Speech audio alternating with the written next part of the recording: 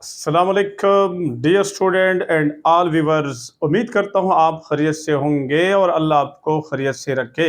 Okay, let me come to the point.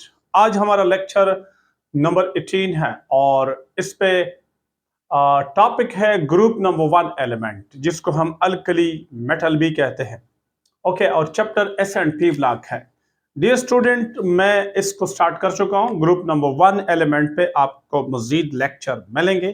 ठीक है, इनका ये पहला लेक्चर है, 18वां लेक्चर इस ग्रुप नंबर 8 का, सॉरी ग्रुप नंबर 1 का पहला लेक्चर है।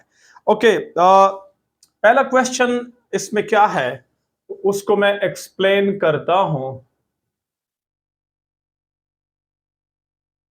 ठीक है, ओके डियर स्टूडेंट, पहला क्वेश्चन कहता है hydrogen peroxide is used as in, hydrogen peroxide is used as in, तो ये किस तरह इस्तेमाल कर सकते हैं। Okay, hydrogen peroxide is used as an oxidizing agent, reducing agent, bleaching agent, all are correct या ऑल ऑफ देम। तो जवाब है ऑल ऑफ देम। लेकिन कैसे है? ऑक्सीडाइजिंग एजेंट के तौर पर भी इस्तेमाल होता है, रिड्यूसिंग एजेंट के तौर पर भी इस्तेमाल होता है, और as a bleaching agent, bleaching agent जो होता है वो कलर को क्या करते हैं, रिमूव कर लेते हैं। जो नेचुरल कलर किस चीज में हो उनको रिमूव करके एज अ ब्लीच हम उनको कहते हैं। ओके, कैसे इस्तेमाल करते हैं देखे सुन ले। अगर ये हाइड्रोजन परऑक्साइड है H2O2, इसको अगर आप इसको हम कन्वर्ट कर सकते हैं वाटर और ऑक्सीजन में। अगर हम इनके दो मोल ले लें तो देखिए 2, ये कितने हो जाएंगे, 2 हो जाएंगे, और ये भी 2, तो ये बैलेंस है। अब यहां देखे सुन ले, अगर अगर वाटर को ये ले ले, सॉरी हाइड्रोजन परऑक्साइड, इनसे ये बन गया H2O, वाटर बन गया, तो क्या हाइड्रोजन पर ऑक्साइड, हाइड्रोजन पर ऑक्साइड क्या हुआ, हाइड्रोजन पर ऑक्साइड रिड्यूस हुआ, ऑक्सीजन उनसे चला गया, तो ये इनका क्या है, रिडक्शन है। क्या है? रिडक्शन है। क्या है? रिडक्शन। इनसे ऑक्सीजन चला गया तो loss of oxygen is called reduction. तो यहां से यहां जब ये आ गया तो ये इनका रिडक्शन हुआ। अगर आप ऑक्सीडेशन स्टेट के नंबर पे बात करते हैं तब भी बात कर सकते हैं। देखो यहां ऑक्सीजन है -1 ऑक्सीडेशन स्टेट, तो यहां कितना है, -2। क्या अगर ऑक्सीजन -1 से -2 में जाता है तो this is word, this is reduction. Similarly अगर मैं इसी कंपाउंड को दोबारा ले लूं, हाइड्रोजन परऑक्साइड को यहां बात करूं, अच्छा पहले तो चलो ये वाला समझ ले, अगर ये यहां से यहां रिड्यूस हुआ तो जो चीज, जो सब्सटेंस खुद रिड्यूस हो जाता है वो अगले को क्या करते हैं, अगले को ऑक्सीडाइज करते हैं। तो यहां हाइड्रोजन परऑक्साइड खुद रिड्यूस हुआ लेकिन किसी और को क्या करेंगे, ऑक्सीडाइज करेंगे। क्या करेंगे? ऑक्सीडाइज, यानी उनको ऑक्सीजन दे देंगे वो वाला। अब दूसरे को देखें, अगर आप यहां से यहां तक बात करें तो मुझे ये बताओ, क्या मैं कह सकता हूं कि इससे हाइड्रोजन परऑक्साइड से हाइड्रोजन चला गया, निकल गया, ऑक्सीजन रह गया। जब ऑक्सीजन रह गया, हाइड्रोजन निकल गया, आप मुझे बताओ loss of hydrogen is what, loss of hydrogen is reduction. तो ये रिडक्शन हुआ। दूसरी बात ये है कि अगर आप ऑक्सीडेशन स्टेट के नंबर पे बात करते हैं, देखिए ये देखिए, अच्छा लॉस ऑफ हाइड्रोजन हुआ, ये H2O2 था, ऑक्सीजन बन गया, तो इनसे हाइड्रोजन को लॉस हुआ। तो लॉस ऑफ ऑक्सीजन इस क्या होता है, ऑक्सीडेशन होता है। क्या होता है? ऑक्सीडेशन। क्या होता है? ऑक्सीडेशन। तो देखिए ये आ गया O2। अब अगर आप ऑक्सीडेशन नंबर की बात करें तो ये -1 था, ये क्या हुआ, 0। क्या -1 से 0 में जाना ये क्या है चीज है, माइनस से 0 में जाना, इनका क्या मतलब है, इलेक्ट्रॉन लॉस किया है कि गेन किया है, लॉस किया है। क्योंकि अगर इलेक्ट्रॉन एक इलेक्ट्रॉन को लॉस करे तो 0 में आ जाएगा। तो ये क्या है, ऑक्सीडेशन है। क्या चीज है? ऑक्सीडेशन है। यानी दोनों कंसेप्ट के मुताबिक, जो आप क्लासिकल कंसेप्ट पढ़ चुके हैं और मॉडर्न कंसेप्ट पढ़ चुके हैं, तो दोनों के मुताबिक ये वाला क्या है, ऑक्सीडेशन है। ऑक्सीडेशन नंबर के बुनियाद पे, मॉडर्न कंसेप्ट के बुनियाद पे भी ऑक्सीडेशन है, और क्लासिकल कंसेप्ट जो कहता है कि लॉस ऑफ हाइड्रोजन वो भी ऑक्सीडेशन है। तो यहां से तो हाइड्रोजन लॉस हुआ, ऑक्सीडेशन तो हुआ, ठीक है, ये समझ गए। ये भी इसी तरह क्लासिकल और मॉडर्न कंसेप्ट दोनों के मुताबिक रिडक्शन है, ठीक है, क्योंकि आप जानते हैं इस कंपाउंड से जब ये बन गया तो ऑक्सीजन इनसे क्या हुआ, लॉस हुआ। ऑक्सीजन लॉस को हम क्या कहते हैं, रिडक्शन। तो ये क्लासिकल है। लेकिन अगर आप मॉडर्न या इलेक्ट्रॉनिक कंसेप्ट को देखें तो -1 से -2 में गया तो अगेन ये रिडक्शन है। ओके डियर स्टूडेंट, तो इसमें ये क्या काम कर सकता है, ये एज अ रिड्यूसिंग एजेंट भी काम कर सकता है, एज अ ऑक्सीडाइजिंग एजेंट भी काम कर सकता है। ओके एक चीज और समझ ले, मैं इसको अगर 1 मोल ले लूं हाइड्रोजन परऑक्साइड, तो देखिए अगर ये H2O एंड O बना ले, यही रिएक्शन इधर भी होता है। लेकिन अगर ऑक्सीजन, इधर देखे, ऑक्सीजन अगर 2 हो तो ये 2 ले ले तो ये 2 हो जाएंगे, और 2 ऑक्सीजन आपस में मिलेंगे O2 बना लेंगे, मॉलिक्यूलर ऑक्सीजन बना लेंगे। लेकिन जब तक ये मॉलिक्यूलर ऑक्सीजन नहीं बना चुके हैं, नेसेंट फॉर्म में है ऑक्सीजन, तो आप मुझे बताओ जब ये इधर से ऑक्सीजन निकल जाता है, तो जब तक वो दूसरे के साथ मिला नहीं है, मिलेंगे, अगर उनको मिलता है तो एकदम मिलेंगे, रिएक्टिव है। लेकिन जब तक मिला नहीं है इसको दूसरा, तो उस वक्त ये बहुत ज्यादा रिएक्टिव फॉर्म में है, नेसेंट फॉर्म में है। तो उस वक्त ये क्या काम करते हैं, बतौर ब्लीचिंग एजेंट काम करते हैं, कई कई काम कर सकते हैं। एंटीसेप्टिक के तौर पर भी काम कर सकता है, यानी ये अगर जॉम पे लगे तो उसको किल करते हैं, और एज अ ब्लीचिंग एजेंट भी काम कर सकता है। अगर ये किसी कपड़ा, किसी किसी चीज में, हेयर कलर में इस्तेमाल होता है, तो वहां से वो नेचुरल कलर को रिमूव कर लेते हैं। समझ आ रही बात? तो ये एज अ ब्लीच के तौर पर भी काम कर सकता है, एज अ ब्लीचिंग एजेंट। इसके अलावा अगर आप तो वाटर प्योरिफिकेशन की बात करते हैं, अगर आप किसी जगह पे जॉम्स को किल करते हैं, आपने बाजार में, मार्केट में जो जख्म को धोने के लिए एक दवाई से मिल जाती है, स्पिरिट आम लोग कहते हैं, उसको अगर आप पढ़ ले तो उस पर भी हाइड्रोजन परऑक्साइड उसमें मौजूद होता है। तो जब वो जख्म धोते हैं तो उसमें नेसेंट ऑक्सीजन जो होता है, वो नेसेंट ऑक्सीजन जॉम्स को किल करते हैं। एनी हाउ क्वेश्चन में हमारे पास एज एंटीसेप्टिक बात नहीं हुई है, लेकिन अगर कहीं पे हुई हो तो आपको पता हो, बतौर एंटीसेप्टिक आप इस्तेमाल कर सकते हैं, बतौर ब्लीचिंग एजेंट इस्तेमाल हो सकता है, बतौर रिड्यूसिंग एजेंट इस्तेमाल हो सकता है, बतौर ऑक्सीडाइजिंग एजेंट इस्तेमाल हो सकता है। लेकिन हमारा जो क्वेश्चन है, हमारे में क्वेश्चन में ये 3 ऑप्शन है, तो तीनों है, जवाब आपके पास डी है।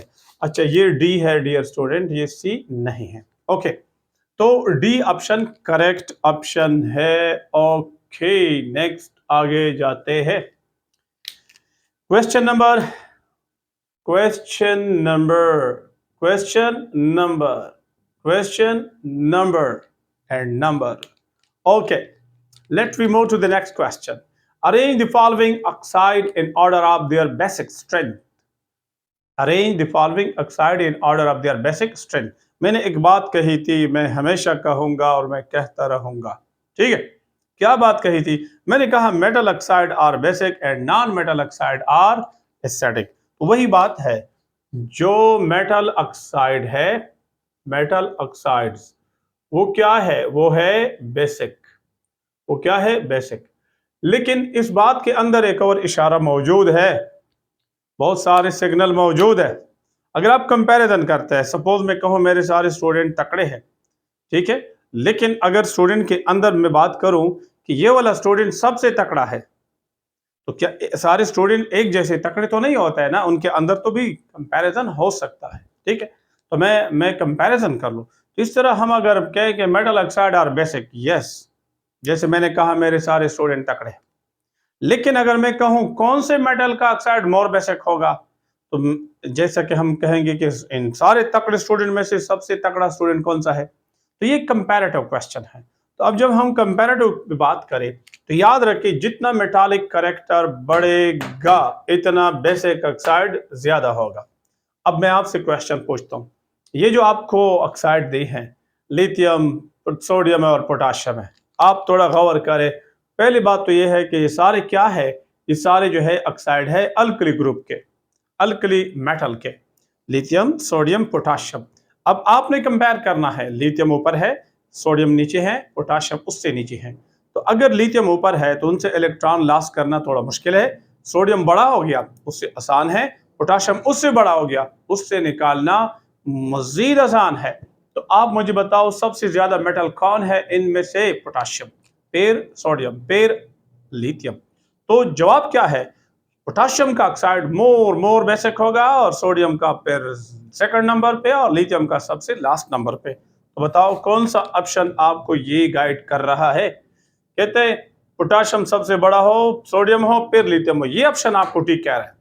तो आप बकाया ऑप्शन देखिए, सोडियम पहले रखा है गलत है, इधर सोडियम पहले रखा है, पोटाशियम बाद में गलत है, लिथियम पहले रखा है, ये भी गलत है।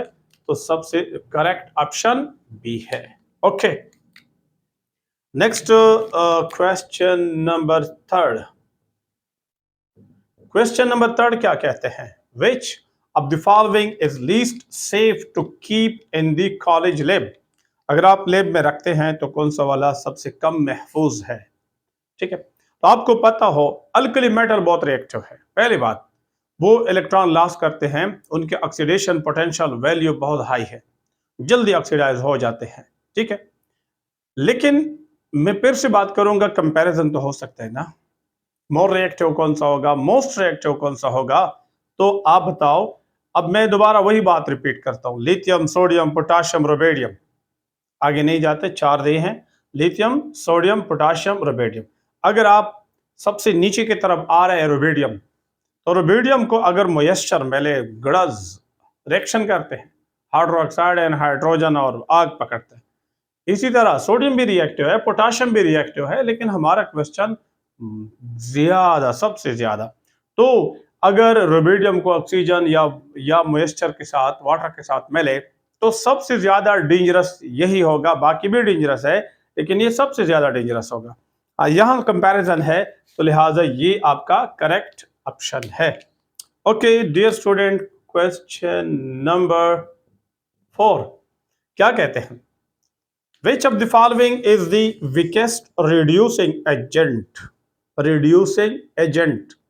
तो सबसे पहले तो आपको ये क्लियर होना चाहिए कि रिड्यूसिंग एजेंट क्या होता है। ठीक है, आपको पहले रिड्यूसिंग एजेंट के बारे में पता हो तो आप जवाब दे सकते हैं। रिड्यूसिंग एजेंट वो चीज है, वो सब्सटेंस है जो इलेक्ट्रॉन को लॉस करके दूसरे को दे दे। अगर हम इलेक्ट्रॉनिक कंसेप्ट के बुनियाद पे बात करें, तो ये इलेक्ट्रॉन लॉस करके किसी दूसरे को दे दे, वो रिड्यूस हो जाएगा। तो ये क्या हुआ? ये रिड्यूसिंग एजेंट है, दूसरे को रिड्यूस करते हैं, और खुद क्या होता है? ऑक्सीडाइज हो जाता है। तो ऐसी सब्सटेंस को हम कहते हैं रिड्यूसिंग एजेंट, जो इलेक्ट्रॉन लॉस करके दूसरे को दे देते हैं, खुद ऑक्सीडाइज होता है, दूसरे को रिड्यूस करते हैं। अब सवाल ये है कि जो ऐसा रिड्यूसिंग एजेंट हो, तो इनका इलेक्ट्रॉन अगर जल्दी लॉस होता है, इजीली लॉस होता है, आयोनाइजेशन एनर्जी कम है, तो ये गुड रिड्यूसिंग एजेंट होगा। तो generally metals are good reducing agent. ये इलेक्ट्रॉन जल्दी लॉस करते हैं, आउटर इलेक्ट्रॉन लूजली बाउंडेड होते हैं।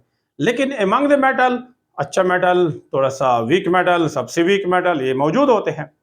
तो अब मैं अगर मोस्ट मेटालिक नेचर की बात करूं, तो बताओ, लिथियम को इलेक्ट्रॉन लॉस करना, पोटाशियम को लॉस करना, सोडियम को लॉस करना, रुबिडियम को लॉस करना। आप बता दें, रुबिडियम सबसे बड़ा एटम है, तो इनका आउटर इलेक्ट्रॉन लूजली बाउंडेड होगा मेरे पाकिस्तानियों, तो उनको लॉस करना आसान होगा, इनका आयोनाइजेशन एनर्जी कम होगी, तो लिहाजा ये सबसे स्ट्रॉन्गेस्ट रिड्यूसिंग एजेंट है among them. Okay dear student, this was lecture number 18 and ये टॉपिक ग्रुप 1 एलिमेंट में पहला लेक्चर था। मिलेंगे इसी टॉपिक में मजीद लेक्चर में, आगे मिलेंगे। इस चैनल को मैक्सिमम लोगों तक पहुंचाए और इसे कार्य खैर में आप भी हिस्सा डालें। Okay dear student, see you in next lecture. अल्लाह हाफिज।